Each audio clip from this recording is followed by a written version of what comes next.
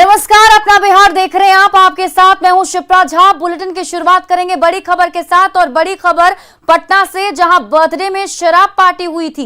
Police ने मकान में छापेमारी की, जिसमें शराब पी रही युवतियों को गिरफ्तार किया गया है। एक युवक भी मौके से गिरफ्तार किया गया है। शास्त्री नगर पुलिस की कार्रवाई, जिसमें युवतियों के साथ एक युवक को गिरफ्तार किया गया। आपको बता दें कि यहां बर्थडे पार्टी चल रही थी, जिसमें शराब पीती हुई युवतियों को पकड़ा गया है। संजय संवाददाता हमारे साथ जुड़े हुए हैं। संजय, क्या है पूरी खबर? देखिए, बिल्कुल एक चौंकाने वाला ये वाकया है। प्रोहिबिशन जो लॉ है उसको इम्प्लीमेंट करवाने के लिए सारी एजेंसियां लगी हुई हैं, और बराबर ये कहा जा रहा है कि राजधानी पटना में शराबबंदी कानून की जमकर धज्जियां उड़ाई जा रही हैं। और इसी की ये मानगी है। राजा बाजार इलाका है, और वहां पर शराब पार्टी जो है बर्थडे पार्टी की यार में मनाई जा रही थी। और जब पुलिस ने रेड मारा तो अफरा तफरी मची। हालांकि वहां से कई लोग जो है वो फरार हो गए, लेकिन जो नशे में धूत युवतियां थी वो शराब की बोतलों के साथ पकड़ी गई। 3 लड़कियां वहां से युवतियां जो है वो गिरफ्तार की गई थी। एक में शराब की पुष्टि नहीं हुई है, लेकिन वो भी शराब पार्टी में शामिल थी। 2 युवतियों में ब्रेथ एनालाइजर से जब जांच की गई तो शराब की पुष्टि हुई है। एक युवक भी शराब के नशे में धूत पाया गया है। इन सभी को गिरफ्तार कर लिया गया है, और अभी से इनको न्यायालय में भेजा गया है गिरफ्तार करके, जहां से उन्हें जेल भेजा जाएगा। लेकिन एक चौंकाने वाला वाक्य राजधानी पटना में, जहां मद्य निषेध कानून को लेकर तमाम दुहाइयां दी जाती हैं, एक्शन लिया जा रहा है, और यहाँ पर इस तरह की तस्वीरें लगातार सामने को देखने को मिल रही है। जी बिल्कुल संजय, और ऐसे वक्त में जब शराबबंदी को लेकर काफी ज्यादा काम भी किया जा रहा है, उत्पाद विभाग की टीम लगातार कार्रवाई भी कर रही है, और ऐसे में अब युवती भी इसमें शामिल होकर शराब पार्टी कर रही है। देखिए, बिल्कुल, और यही चौंकाने वाली बात है। पुलिस अधिकारी भी हैरान है कि राजधानी पटना में जहाँ हर वक्त चाक चौबंद व्यवस्था की दावा किया जाता रहा है, और वहां पर शराब पार्टी और युवतियों द्वारा शराब पार्टी, ये चौंकाने वाली तस्वीर जरूर पहली बार पुलिसकर्मियों को भी देखने को मिल रही है। बहरहाल अभी जांच चल रही है, पूछताछ चल रही है कि शराब कहां से मंगाई गई थी और कौन कौन से लोग इस पार्टी में इन्वॉल्व थे। सीसीटीवी फुटेज भी पुलिस संभाल रही है, और इसमें और भी कई गिरफ्तारियां की जाएगी, ऐसा पुलिस अधिकारी बता रहे हैं। जी चलिए, बहुत बहुत शुक्रिया तमाम जानकारी के लिए संजय। और ऐसे में अब कई सारे सवाल हैं जो उठ रहे हैं। न्यूज़ 18 सवाल पूछता है कि पटना तक शराब आखिर कैसे पहुंची, क्योंकि आप सोच लीजिए बिहार में शराबबंदी है और उसको लेकर लगातार उत्पाद विभाग की टीम कार्रवाई भी कर रही है। ऐसे में पटना तक शराब पहुंच जाती है, तो सवाल यही कि शराब आखिर पटना तक कैसे पहुंची। बर्थडे पार्टी में शराब किसने डिलीवर की थी? क्या पटना पुलिस ने शराब को रोकने में पटना की पुलिस फेल है? ये वो तमाम सवाल जो इस मामले के सामने आने के बाद उठ रहे हैं।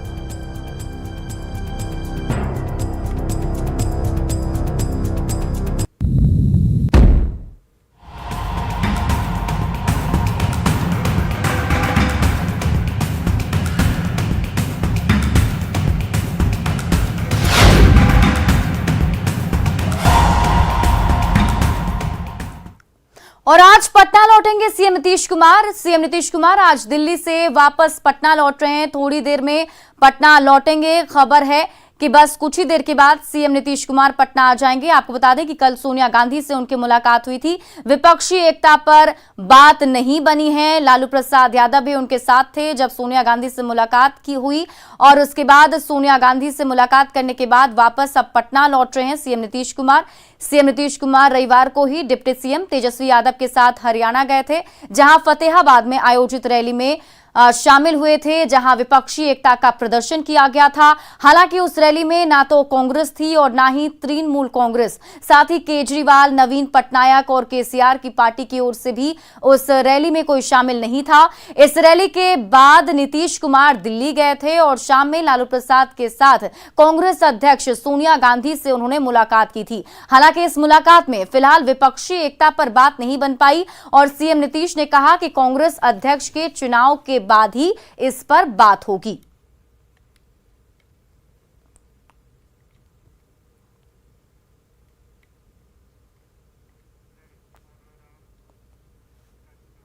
सोनिया गांधी से लालू नीतीश की मुलाकात पर बीजेपी सांसद सुशील मोदी ने बड़ा प्रहार किया है। उन्होंने कहा कि जिस सोनिया गांधी के पास वो विपक्षी एकता के लिए गए थे, वो सोनिया गांधी उन्हें छोड़ने के लिए गेट तक नहीं आई। उन्होंने कहा कि अगर 10 जनपद के बाहर तीनों मिलकर हाथ उठाते तो बात समझ में आती। सोनिया जी ने तो इतनी कटसी भी नहीं दिखाई कि उनको दरवाजे तक छोड़ने के लिए आए। सामने मीडिया के सामने तीनों को उपस्थित होना चाहिए था, लेकिन मीडिया के सामने के लालू जो नीतीश जी थे, कांग्रेस का कोई नेता नहीं था, सोनिया गांधी क्यों नहीं थी, और वही दोनों हाथ उठाकर लोगों का अभिवादन कर रहे हैं। अरे भाई आप तो दोनों साथ हैं। अगर सोनिया गांधी आती साथ में, तीनों हाथ मिलाते, हाथ ऊपर करते तो एक बात भी थी, लेकिन सोनिया जी तो गेट तक छोड़ने नहीं आई। देखिए नीतीश जी चाहते हैं कि कांग्रेस के नेतृत्व में सारे विपक्षी दलों की एकता हो, और कल जब फतेहाबाद की रैली में गए तो वहाँ कांग्रेस को निमंत्रण भी नहीं था, आम आदमी पार्टी को निमंत्रण भी नहीं था, केसीआर के लोग नहीं आए वहाँ पर, तो इनकी फतेहाबाद की रैली तो पूरी फ्लॉप हो गई कि 17 बड़े नेताओं को आमंत्रित किया गया था, केवल 5 नेता उसमें शामिल हुए, एक भी मुख्यमंत्री नीतीश कुमार को छोड़कर शामिल नहीं हुआ। तो ये लाख प्रयास कर ले, कांग्रेस और सारे दलों को एकजुट करना बड़ा मुश्किल काम है, और लेफ्ट ने तो साफ कह दिया है कि राष्ट्रीय स्तर पर कोई एकता की आवश्यकता नहीं, जो एकता करना वो राज्य के स्तर पर होगी। तो विपक्षी दलों में इतनी मत भिन्नता है, इतने अलग अलग विचार हैं कि नीतीश जी लालू जी कुछ भी कर लें, और लालू जी तो बीमार हैं, वो तो अपना इलाज कराने के लिए जा रहे हैं सिंगापुर, कब लौट कर आएंगे पता नहीं है। तो कल विपक्षी एकता की जो दोनों मुहिम थी नीतीश कुमार की, दोनों पूरी तरह से विफल हो गई। सुशील मोदी के बयान पर सीएम नीतीश कुमार ने पलटवार किया है। उन्होंने कहा कि बोलने वाले बोलते रहते हैं और हम अपना काम करते रहेंगे। वो तो कुछ बोलेंगे तभी ना उनको कुछ फायदा होने वाला है। ये सब छोड़िए, उन पर उन लोगों के किसी बात पर बोलने का कोई कमेंट नहीं है, कोई मतलब है उस सबका, ऐसे ही बोलते रहता है। सर बीजेपी वाले बोल छोड़ने रहे हैं, कैसे नहीं आई थी? सर बीजेपी वाले बोल रहे हैं कि नीतीश कुमार जिस मुहिम में लगे हुए हैं उसमें सफल नहीं हो पाएंगे, सारे विपक्ष एक मंच पे नहीं आ सकते। तो खैर सोचते रहे, उनको तो सोचते ही रहना है ना।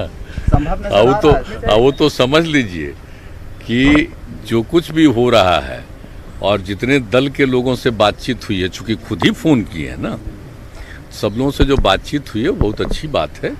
धीरे धीरे बहुत दलों की एकजुटता होगी और मिल करके 24 का चुनाव लोकसभा का लड़ सकते हैं, इसकी पूरी संभावना, और जितनी बात होते रहती है। इसलिए उनको क्या करना? अरे भाई उनके यहाँ तो अपने यहाँ भी 10 गो प्रॉब्लम है, क्या चिंता कर रहे हैं? नहीं, हम ऐसा तो कुछ नहीं, ऐसा कुछ। सर कल आपने कहा था कि 10-12 दिन बाद आप लोग की फिर मुलाकात होगी सोनिया गांधी से, जब उनका संगठन का चुनाव हो जाएगा, तो क्या ये वो तो कल ही बोल ही दिए हैं, वो तो बोली ही थी कि चूंकि हम लोगों के यहाँ चुनाव होना है और उसका जितनी बात हुई तो बात हो ही गई है हम लोगों की, और हमने भी कहा है, और लालू जी सब लोगों ने बता ही दिया है, पूरी बात बता दिया था हम लोगों ने। तो उनका एक निजी कार्यक्रम न था, वो कोई पॉलिटिकल बात नहीं है। उन्होंने जिनको भी बुलाया होगा, हम लोगों को भी कहा था, हम तो 16 में भी गए थे, फिर हो रहा था तो हम तो गए ही थे वहाँ, इसलिए उससे कोई मतलब कोई राजनीतिक चीज नहीं था। वो तो उनका देवीलाल जी का था कार्यक्रम था, तो उसी में हम लोग सब गए थे, उसमें कोई बात नहीं। सोनिया से लालू नीतीश की मुलाकात पर बिहार में सियासत गर्म है। पक्ष विपक्ष एक दूसरे पर निशाना साध रहे हैं। लालू के झांसे और चक्रव्यूह में नीतीश कुमार अकेले नहीं बल्कि बिहार को भी फंसा करके रख दिए हैं। जितनी जल्दी लालू यादव को अपने बेटे को सुपर सीएम से सीएम बनाने की है, उतनी जल्दी सोनिया गांधी को अपने बेटे को प्रधानमंत्री बनाने की नहीं है। सोनिया गांधी को राजनीतिक समझ है, वो तैयारी कर करके टेबल पर इन लोगों के साथ बैठ। देखिए हम तो चाह रहे हैं कि जल्दी जल्दी मुलाकातें हो, जल्दी जल्दी रणनीति बने और जल्दी जल्दी मोदी सरकार को उखाड़ फेंका जाए। मोदी सरकार कुछ दिन और टिक गई तो हम पूरी तरह से तहस नहस हो जाएंगे। अब बैंक डूबने शुरू हो गए, बैंक बर्बाद हो रहे हैं। आपको पता है जो सरकारी हमारे बैंक है सार्वजनिक क्षेत्र के, उसमें करंट अकाउंट में ट्रांजैक्शन बहुत कम हो गए हैं, एफडी की संख्या घट गई है, बैंकों के पास अब पैसे नहीं बचे हैं। भाजपा के नेता चाहे जितना भी अनर्गल प्रलाप कर ले, विपक्षी दलों की एकता के अभियान से कहीं ना कहीं उनमें बौखलाहट, बेचैनी और सबसे ज़्यादा उनको इस बात का डर है कि 2014 वाले 2024 में वापस नहीं लौट पाएंगे। विपक्षी एकता की कोशिशों पर यूपी के डिप्टी सीएम केशव प्रसाद मौर्य ने बड़ा हमला बोला। लालू प्रसाद और नीतीश कुमार की सोनिया गांधी से मुलाकात पर उन्होंने कहा कि 2024 में पहले से ज्यादा सीटें जीतेंगे। उन्होंने दावा किया कि अगर सीएम नीतीश कुमार यूपी से चुनाव लड़ते हैं तो उनकी जमानत जब्त हो जाएगी। उन्होंने कहा कि नीतीश कुमार की हैसियत 2 सांसद की है। 100 में 60 हमारा है हर बूथ का, 40% वोटों में बंटवारा और बंटवारे में भी हमारा है। इसलिए 2014-2019 में जितने सांसद हमारे जीते थे 2024 में उससे ज़्यादा जीते। नीतीश कुमार फूलपुर से अगर चुनाव लड़ते हैं तो क्या बीजेपी कमजोर होगा? जमानत जब्त हो जाएगी नीतीश कुमार जी। भ्रष्टाचार को लेकर कृषि मंत्री सुधाकर सिंह के बयान पर सीएम नीतीश कुमार ने पलटवार किया है। उन्होंने कहा कि बिहार में जो कोई भी भ्रष्टाचार करता है वो पकड़ा जाता है, इसलिए इस बयान का कोई अर्थ नहीं है। सुधाकर सिंह ने कहा कि अगर अधिकारी घूस लेते हैं तो जूता चप्पल नहीं, हमारे यहाँ तो कोई भी कभी घूस लेता है पकड़ा जाता है। और आप जरा जान न लीजिए, पूरा 2005 से जब से हम काम देख रहे हैं बिहार का, तो आपको पता चल जाएगा कि वहाँ पर क्या होता है और कौन क्या बोला हमको नहीं पता। अब आइए सुनते हैं कि कृषि मंत्री सुधाकर सिंह ने अधिकारियों और अपने विभाग को लेकर हाल के दिनों में क्या क्या बयान दिए हैं, जिस पर सीएम नीतीश कुमार की प्रतिक्रिया आई है। 35,000 मैं फुटे बोल रहा हूँ, लेकिन आप गवाही नहीं करिएगा तो कोई नहीं पकड़ाएगा। बलरामपुर वाले ने किया, मैंने एक्शन लिया, लेकिन आप गवाही नहीं करेंगे, लीक कर नहीं देंगे तो सभी बचाएंगे। थाने में FIR कराने जाते हैं, बिना लिखे FIR होता है कहीं? तो जब वहाँ लिख के देते हैं, यहाँ भी लिख के दीजिए भाई। और जो लिख क्या है वो बिजली विभाग का है तो सिंचाई विभाग का है। मेरे विभाग का एक हार्वेस्टर का मामला। तो मैंने जो मेरे पास आंकड़े आए वो थे चिंताजनक बात ये थी कि ये 11-12 में हमारा प्रोडक्शन जो खाद्यान्न का था पूरे बिहार में 1,77,00,000 टन था। और जब 21-22 का जब रिपोर्ट मेरे सामने मैंने देखा तो 1,76,00,000 टन था, मतलब 1,00,000 टन पैदावार घटा। अब बहुत चिंता का विषय है कि इन 10 सालों में हमारे राज्य की आबादी भी 20-22% बढ़ी होगी। तो ये नई जो आबादी लोग आए, इनके लिए भोजन का हमने क्या प्रबंध किया। जो भी कृषि रोड मैप बनाते हैं इसी संदर्भों में बनाते हैं कि हमारी आवश्यकता कितनी है, वर्तमान में उत्पादन क्या है, आगे भविष्य में बढ़ती हुई आबादी के हिसाब से हमको कितनी जरूरत है। कोई ऐसा हमारे विभाग में अंग नहीं है जो चोरी नहीं करता। तो चोरों का हम सरदार हैं और सरदार ही लगाएंगे। जब चोरी हो रहा था उसके सरदार हुए, तो आप कम से कम पुतला उतला फूकते रहिएगा तो मुझे भी याद रहेगा कि किसान नाराज है मेरे से। और नहीं फूकना बंद करिएगा तो यही लगेगा कि नहीं सब ठीक चल रहा है। अरे मंत्री तो यहाँ भी थे ना भाई, और चीजें नहीं बनी तो हम भी हमारे मंत्री बनने का क्या मतलब। इस जिला में 2 मंत्री हो गए और चीजें वहीं चले। औरंगाबाद से बड़ी खबर सामने आ रही है। नक्सलियों की साजिश को नाकाम किया गया है। भारी मात्रा में विस्फोटक बरामद किया गया है। कारतूस और विस्फोटक बरामद किए गए हैं। आपको बता दें कि गुफा में छिपाकर ये कारतूस और विस्फोटक रखे गए थे। सर्च ऑपरेशन के दौरान सुरक्षा बलों को ये कामयाबी मिली। एसएसबी, कोबरा और जिला पुलिस ने लडुया और आसपास के जंगलों में सर्च ऑपरेशन चलाया था, जिसमें ये कामयाबी मिली है। नक्सलियों की साजिश को नाकाम करते हुए गुफा से विस्फोटक को बरामद किया गया है। विस्फोटक और कारतूस सुरक्षा बलों ने बरामद किए हैं। जो तस्वीर आपको टीवी स्क्रीन पर हम दिखा रहे हैं उसमें देखिए, गुफा में यही विस्फोटक थे जो रखे हुए थे। आप देख सकते हैं भारी मात्रा में विस्फोटक यहां पर नक्सलियों की तरफ से जमा करके रखे गए थे। बड़ी साजिश रचने वाले थे नक्सली, लेकिन उन साजिशों को नाकाम कर दिया है सुरक्षा बलों ने और गुफा से विस्फोटक को बरामद कर लिया है। जो आप टेबल पर रखे हुए विस्फोटक को देख रहे हैं, ये कारतूस और विस्फोटक उस गुफा में रखे गए थे नक्सलियों की तरफ से, जिसे सर्च ऑपरेशन के दौरान सुरक्षा बलों ने बरामद कर लिया है। तो बड़ी खबर आपको औरंगाबाद से बता रहे हैं, जहां पर नक्सलियों की साजिश को नाकाम किया गया है। भारी मात्रा में जो गोलियां और बाकी अन्य सामान मिले हैं, मुख्यतः यूरिया 1500 किलो और इलेक्ट्रिक डेटोनेटर 1000 की संख्या में, एल्युमिनियम पाउडर 35 किलो और स्टील कंटेनर 1। तो ये सारे सामान जो हैं उनको विनष्ट किया गया है सुरक्षा मानकों को देखते हुए, तथा एमुनिशन जो है 7.62 SLR के 1068 राउंड बरामद हुए हैं और .315 बोल्ट के 13 और SLR की मैगजीन 5 की संख्या में इंसास की मैगजीन 11 की संख्या में और .315 मैगजीन 23 की संख्या में।